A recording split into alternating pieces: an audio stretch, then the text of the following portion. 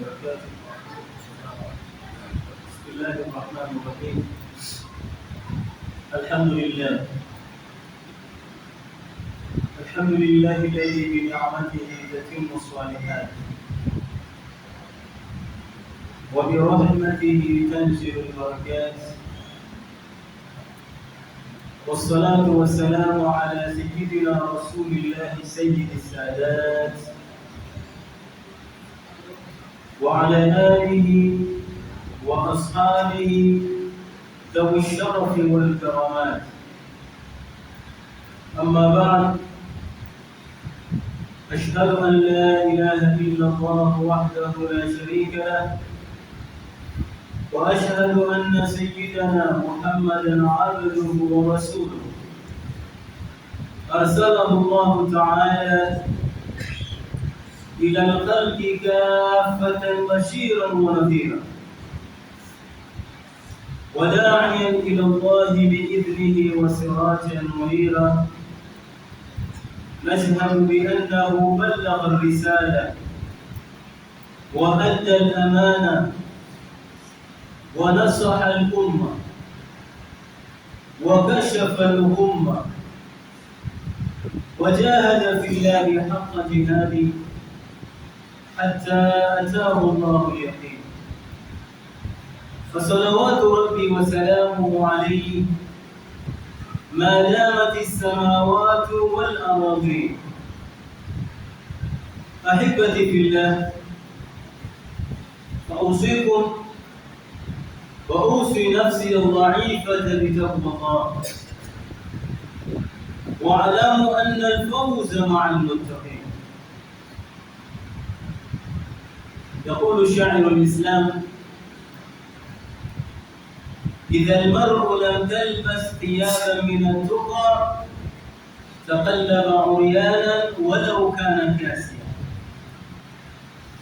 فخير لباس المرء طاعة ربه، ولا خير في من كان لله عاصيا. Watukufu wapenzi Uislamu, wageni wa Mwenyezi Mungu jalla jalaluhu fi baitihi alkiram, kwa hakika tunamshukuru Mwenyezi Mungu Subhanahu wa Ta'ala ambaye ni yeye peke yake ni mwenye taufiki na uwezo wa kutekeleza na kufanya yote ya kwamba yanamhusu mwanadamu katika maisha yake. Hakika jambo la kumshukuru Mwenyezi Mungu Subhanahu wa Ta'ala yatakikana liwe ni desturi ama ni tabia hasatan kwa Muislamu. Uwe na desturi ya kumshukuru Mwenyezi Mungu Subhanahu wa Ta'ala fi kulli waqtin wa hin, kila wakati, kila sekunde, kwa sababu Mwenyezi Mungu Subhanahu wa Ta'ala yeye ni mwenye kumneemesha mwanadamu kila wakati, kila sekunde. Mwanadamu unapotaamal na kuzingatia, utajikuta kwamba wakati wote, muda wako wote uko katika neema za Mwenyezi Mungu Jalla Jalaluhu, waogelea katika neema za Mwenyezi Mungu Jalla Jalaluhu. Kwa hakika leo nimekusudia kuzungumza maudhui ambayo kwamba ni hassas, maudhui ambayo kwamba kila mmoja linamhusu, yahusu kila fardin, jambo ambalo kwamba linamhusu kila mmoja wetu. Kuna wakati ambao kwamba humpitia mwanadamu ukajiona kwamba wachoka sana, wapata matatizo sana, waonewa sana, waona wakati mwingine kana kwamba ulimwengu uko dhidi yako wewe peke yako. Lakini haya ndio maanisha kwamba Mwenyezi Mungu Subhanahu wa Ta'ala atatufanyia sisi wanadamu. Ulimwengu kwamba tuishi ndani yake ni ulimwengu kwamba daru mtihani, ni ulimwengu kwamba ni wa mtihani. Hakuna raha katika ulimwengu au kwamba ni raha ya kudumu, hakuna. Ndio utaona Mwenyezi Mungu Subhanahu wa Ta'ala anazungumza na mwanadamu, amwambia ya ayyuhal insan, ewe mwanadamu. Na hapa Mwenyezi Mungu hakumuita Muislamu, hakumuita muumini. Ya ayyuhal insan, ewe mwanadamu. Awe mwanadamu wa aina yoyote, jinsi ya aina yoyote, dini ya aina yoyote. Ya ayyuhal insan, ewe mwanadamu. Innaka kadihun, hakika yako wewe, mzunguko wako wote wewe, kadihun ni matatizo. Hakika mzunguko wako wote wewe pamoja na mzunguko wako wote, kadihun ni mtihani. Ila rabbik, mpaka utakapokutana na Mola wako, maisha yako yote ni mtihani. Hii tayari waona kwamba ni sunnatul haya. Mwenyezi Mungu katumbia ulimwengu ni sehemu kwamba ni ya mtihani, ni sehemu kwamba lazima Mwenyezi Mungu atupitishe katika mtihani wa kila aina.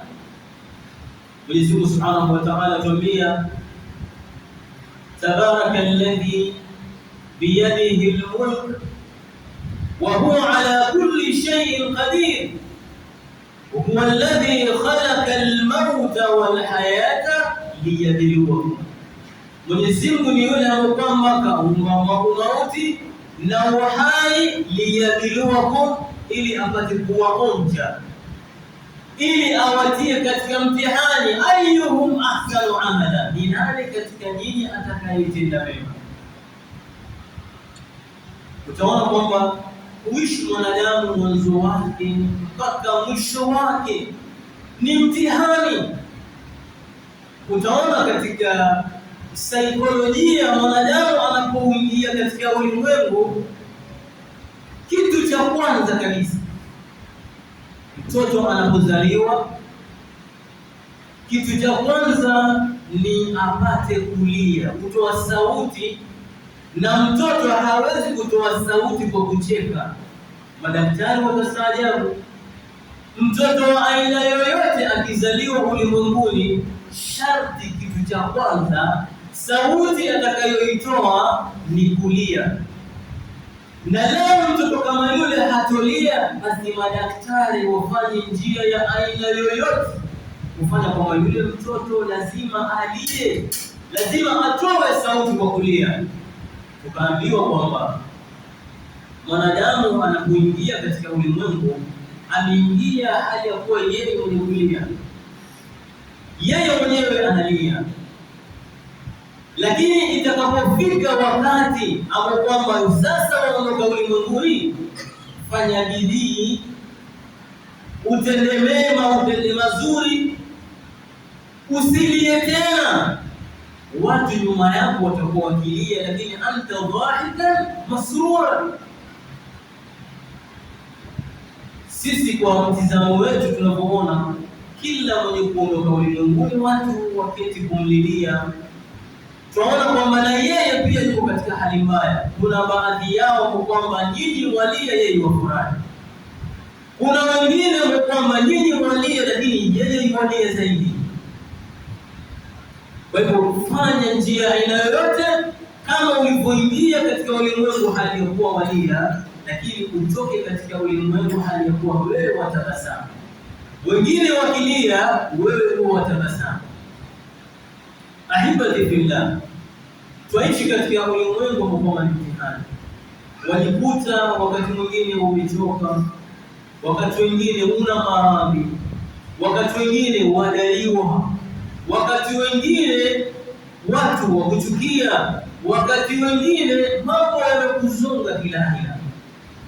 Lakini mwanadamu, Mwenyezi Mungu Subhanahu wa Ta'ala kwa mwanadamu huchunguza vitu viwili ama vitu vitatu. Haya yote pamoja na kwamba ni mpangilio Mwenyezi Mungu, Mwenyezi Mungu Subhanahu wa Ta'ala liyamiza, ili Mwenyezi Mungu apate kuwatambua wale ambao kwamba watakuwa na subra na wale ambao kwamba ni wenye kukata tamaa. Mwenyezi Mungu apate kuwatambua wale ambao kwamba ni wenye imani ya kisawasawa na wale ambao kwamba ni wanafiki. La muhimu ni kwamba unapoishi katika ulimwengu usiwe ni mwenye kukata tamaa. Usiwe kama yule mmoja ambaye kila siku alikienda kuvua samaki, lakini anapoenda kuvua, hupata kidogo, samaki mdogo, ama hupata wale wadogo zaidi, basi kama yeye amechoka. Mwenyezi Mungu, mbona wanifanyia hivi? Kila siku naomba, basi bora nife. Aliposema kwamba bora nife, basi mti ukakatika, ukaja ukaanguka mbele yake. Yule bwana akasema, ya Rabbi, leo Mwenyezi Mungu, siku zote nakuomba samaki unipe wakubwa, wanipa kidogo, leo naomba kifo haraka haraka waniletea. Kwa hivyo kwa kukata tamaa huenda mengi sana yakatokea. Watukufu wa Islam, katika kuonjwa na Mwenyezi Mungu Subhanahu wa Ta'ala, mitihani ambayo kwamba utapitia wewe, hisabu mtihani wa aina yoyote ambao kwamba unakupitia wewe kama mwanadamu katika maisha yako. Mwenyezi Mungu Subhanahu wa Ta'ala amejalia kwamba yote yanayokupitia wewe kuna faida ndani yake.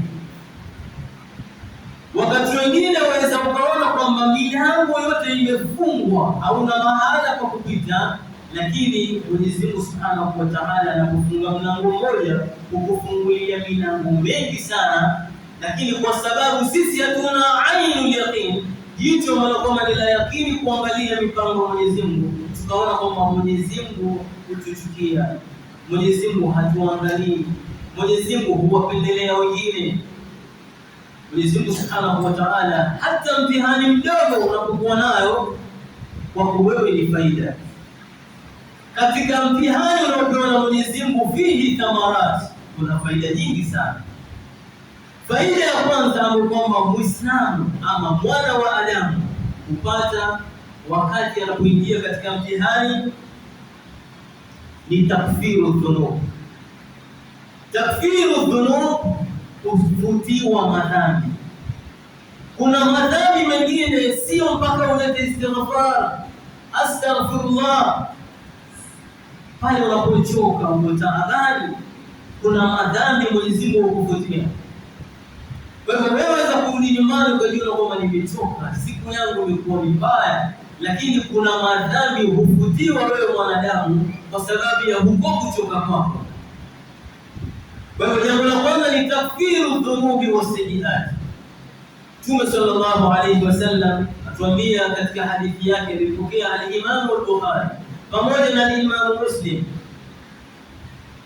asema, ma yusibu al-muslima min nasabin wala wasabin wala hammin wala huznin wala adha wala ghammin hatta ash-shawka. Muislamu hawezi kupatwa na uchovu, umechoka, wala nasabin, wala jambo zito la aina yoyote, wala hamin, wala stress, jambo lakini stress hiyo ni katika jambo la kheri, wala huzuni, wala jambo huzuni, wala hata shauka, hata kule kudumwa na mwiba. Umetembea ukajikwaa, ama umetembea ukadungwa na mwiba, angalia wewe umeliona ni jambo dogo, lakini Mtume sallallahu alayhi wasallam asema, illa kaffara Allah biha, isipokuwa Mwenyezi Mungu Subhanahu wa Ta'ala kwa kuchoka kwako, kwa kuumia kwako, kwa kuhuzunika kwako, Mwenyezi Mungu Subhanahu wa Ta'ala kaffara Allah biha khataya, Mwenyezi Mungu hufutia madhambi. Fakam min dhanbin mahahu Allah bimaradin, ni madhambi mangapi yamefutwa kwa Mwenyezi Mungu Subhanahu wa Ta'ala kwa kupitia maradhi, au faqdin, ama kwa wewe kumkosa yule umpendaye, ukamkosa, lakini kwako wewe leo utakuwa na subra, Mwenyezi Mungu ule mtihani kama uliopita, basi Mwenyezi Mungu hukufutia madhambi. Wala dhiki ya aina yoyote ikakupitia wewe mwanadamu, basi Mwenyezi Mungu Subhanahu wa Ta'ala hukufutia madhambi yako. Faida ya pili ya kwamba mwanadamu au Muislamu kupata pale unapopatwa na mtihani, Mwenyezi Mungu Subhanahu wa Ta'ala rafa Allahu bihi darajat, Mwenyezi Mungu hukunyanyua katika daraja.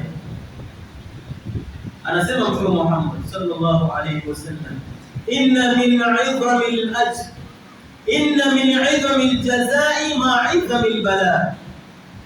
Wakati mwingine matatizo yako yanapokuwa makubwa zaidi, ndio ujira wake pia unakuwa mkubwa zaidi mbele ya Mwenyezi Mungu Jalla Jalaluhu. Inna Allah idha ahabba Allahu qauman ibtalahum, hakika Mwenyezi Mungu Subhanahu wa Ta'ala pindi atakapowapenda waja wake, ibtalahum, huwapa mitihani. Ni alama ya Mwenyezi Mungu Subhanahu wa Ta'ala kumpenda mja wake pale anapokupa maradhi, pale Mwenyezi Mungu Subhanahu wa Ta'ala anapokupunguzia, ukaona kwamba mimi mbona nimepunguziwa, ukawa na subra, Mwenyezi Mungu Subhanahu wa Ta'ala hukuhesabu katika wale awapendao. Inna Allaha idha ahabba Allahu qauman, Mwenyezi Mungu atakapowapenda waja wake ibtalahum, huwapa mitihani.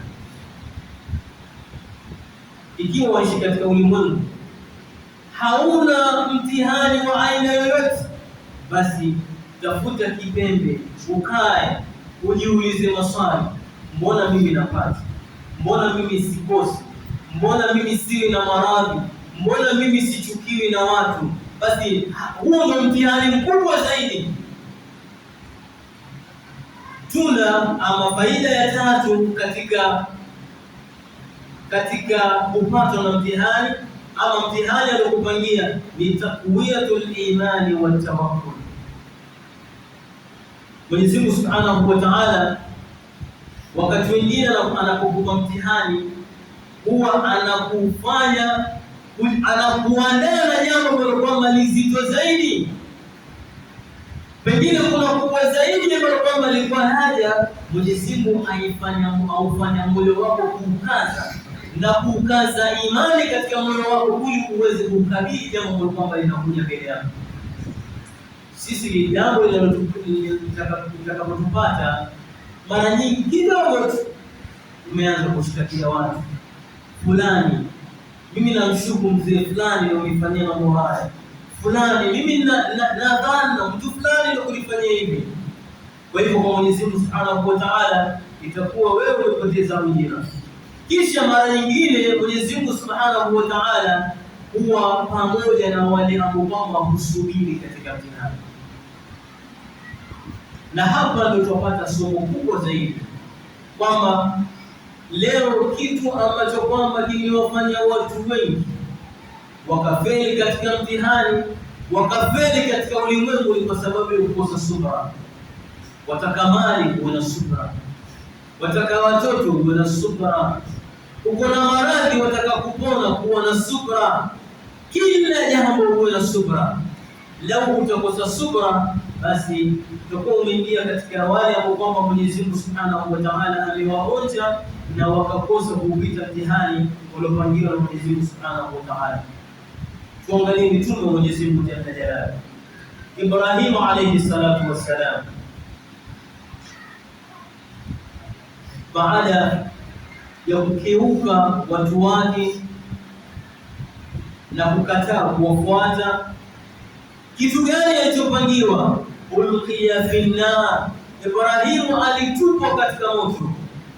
Faja'alahu Allahu alayhi bardan wa salama, Mwenyezi Mungu Subhanahu wa Ta'ala kwa shukra ya Ibrahim na imani aliyokuwa nayo, Mwenyezi Mungu Subhanahu wa Ta'ala akaufanya ule moto ukawa ni bardan wa salama.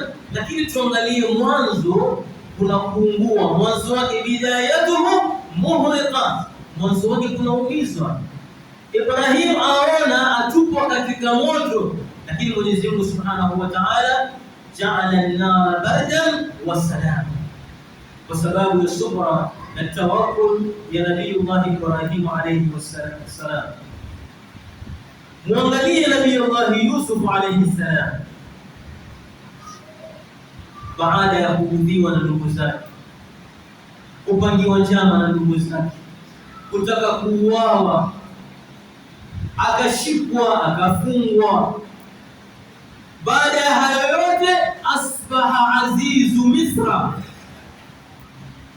Mwenyezi Mungu amfanye yeye leo awe ni mfalme wa Misri, azizu Misra, baada ya kwamba ameshatoka nyumbani kwao, ametupwa katika kisima, akaokotwa, akauzwa kama mtumwa kwa bei rahisi, bithamanin baksin darahim, kama unavyosoma katika Qur'ani, amenunuliwa bei ndogo.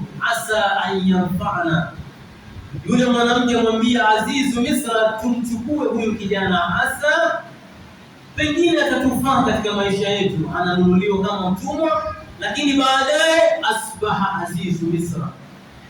Mitihani aliyopitia ni mitihani mizito. Alipitia mtihani ya wanawake, akawa na subra, akapitia mtihani wa mali, akawa na subra. Mwenyezi Mungu Subhanahu wa Ta'ala akamjalia akawa yeye ndiyo azizu Misra. Kisha baadaye tumwangalie Jabal Sabr, ambapo kama ni Nabiyullah Ayub alayhi salatu wassalam, amepoteza vitu vingi sana. Mwenyezi Mungu kamwonja katika watoto wake, Mwenyezi Mungu akamwonja katika mali yake, Mwenyezi Mungu akamwonja katika mwili wake. Riwaya ni nyingi sana. Baadhi ya riwaya ambazo kwamba zinasema mpaka mwili wake ukawa unatoa wadudu, mali yake yote ikaungua, watoto wake wote wakafa. Baada ya hapo Mwenyezi Mungu Subhanahu wa Ta'ala akamrejeshea vyote,